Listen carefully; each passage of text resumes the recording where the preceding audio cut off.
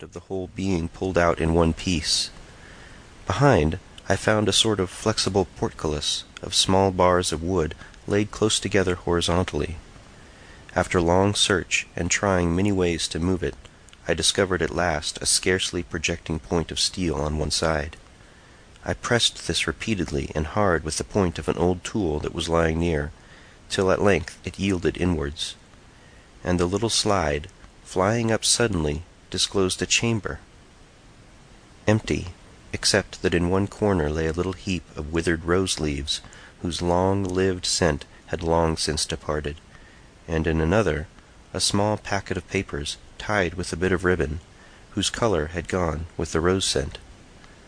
Almost fearing to touch them, they witnessed so mutely to the law of oblivion, I leaned back in my chair and regarded them for a moment, when suddenly there stood on the threshold of the little chamber, as though she had just emerged from its depth, a tiny woman form, as perfect in shape as if she had been a small Greek statuette roused to life and motion.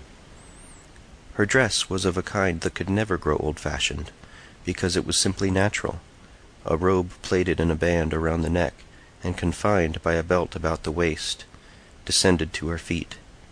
It was only afterwards, however, that I took notice of her dress, although my surprise was by no means of so overpowering a degree as such an apparition might naturally be expected to excite. Seeing, however, as I suppose, some astonishment in my countenance, she came forward within a yard of me, and said, in a voice that strangely recalled a sensation of twilight and reedy river-banks and a low wind, even in this deathly room,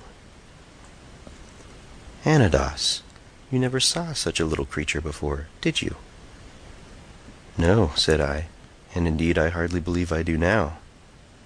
"Ah, that is always the way with you men.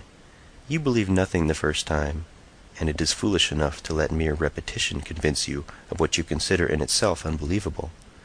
I am not going to argue with you, however, but to grant you a wish." Here I could not help interrupting her with the foolish speech, of which, however, I had no cause to repent. "How can such a very little creature as you grant or refuse anything?" "Is that all the philosophy you have gained in 21 years?" said she. "Form is much, but size is nothing.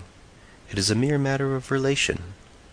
I suppose your 6-foot lordship does not feel altogether insignificant, though to others you do look small beside your old Uncle Ralph, who rises above you a great half-foot at least. But size is of so little consequence with old me, that I may as well accommodate myself to your foolish prejudices." So saying, she leapt from the desk upon the floor, where she stood a tall, gracious lady with pale face and large blue eyes. Her dark hair flowed behind, wavy but uncurled, down to her waist, and against it her form stood clear in its robe of white. "Now," said she, "you will believe me." Overcome with the presence of a beauty which I could now perceive, and drawn towards her by an attraction irresistible as incomprehensible, I suppose I stretched out my arms towards her, for she drew back a step or two, and said, "Foolish boy! If you could touch me I should hurt you. Besides, I was 237 years old last Midsummer Eve, and a man must not fall in love with his grandmother, you know." "But you are not my grandmother," said I. "How do you know that?" she retorted. "I dare say you know something of your great-grandfathers a good deal further back than that, but you know very little about your great-grandmothers on either side. Now, to the point. Your little sister was reading a fairy tale to you last night." "She was."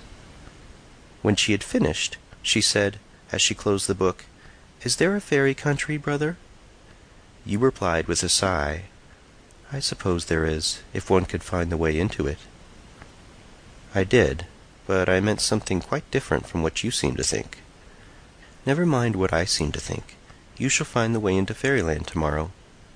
Now look in my eyes." Eagerly I did so. They filled me with an unknown longing. I remembered somehow that my mother died when I was a baby. I looked deeper and deeper, till they spread around me like seas, and I sank in their waters. I forgot all the rest, till I found myself at the window, whose gloomy curtains were withdrawn, and where I stood gazing on a whole heaven of stars, small